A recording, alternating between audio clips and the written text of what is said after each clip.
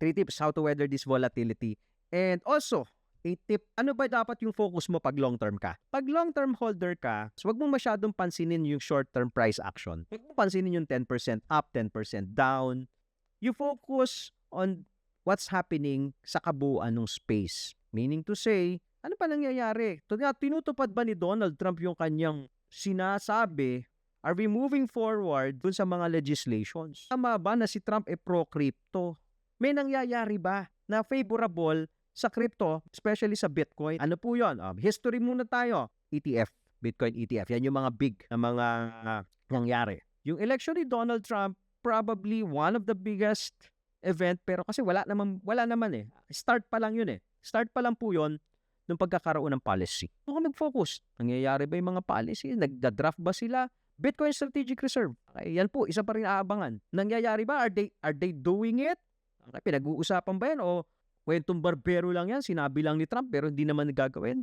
So focus po kayo doon kung long-term kayo. Huwag niyo, bayaan nyo yan mga 10%, 20%, 30% up and down. Second, that you need to focus. You know, it doesn't matter kung saan ka bumili. Whether you're buying it at 90, you're buying it at 100, you're buying it at 50, you're buying it at 40, buying it at 120. Kung long-term ka, it will no longer matter. Because when Bitcoin trades at 1 million, 500,000 to 1 million, what will only matter is how many Bitcoins do you have? Ilan yung nabudega mo? So wag ka na ma-stress doon sa, bakit tito, bakit 87? Tito, 83 na, tito, 70 na. Stress ka. Kung long-term ka ma-stress dyan. Another point, another focus. Focus po kayo dun sa mga development has a space. Hindi na masyadong tignan yung chart. Ako, I'm still in the camp na Bitcoin can reach 500 and eventually 1 million. Long-term. I'm still in that camp. Huwag mo pasinin yung chart. Rapang ka pa dyan eh. Pangalawa po, you need to focus on accumulating Bitcoin.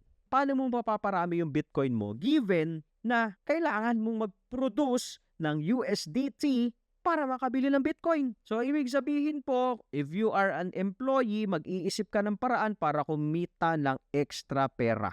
If you are a Grab driver, mag-iisip ka ng paraan para magkaroon ng extra na biyahe, pambili, pandagdag ng Bitcoin kasi long-term ka. Probably if you are a doctor, mag-iisip ka ng paraan para paano ba ako makakapag-clinic pa? Additional source of income.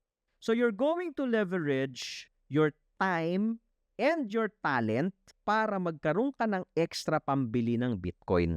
So yan po yung focus. If you are a trader, yung marunong mag-trade, kayang mag-leverage, kumikita sa leverage, so mag-focus ka din doon. Kung yun yung talent mo, kung yun yung skill mo, focus ka yung kikitain mo, pambodega mo ng Bitcoin. Huwag mo masyadong problemahin yung presyo. Problemahin mo kung paano ka makakabili ng maraming Bitcoin. Kasi kung titignan mo lang yung presyo, wala ka naman din gagawin. Hindi mo naman din mapindot yung sell button. Hindi mo din mapindot yung buy button. Kasi nga, wala kang pambili.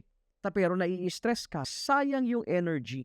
So you have to channel that energy into something na magiging productive ka para may pambili ka ulit ng Bitcoin. Follow for more Tito Moves.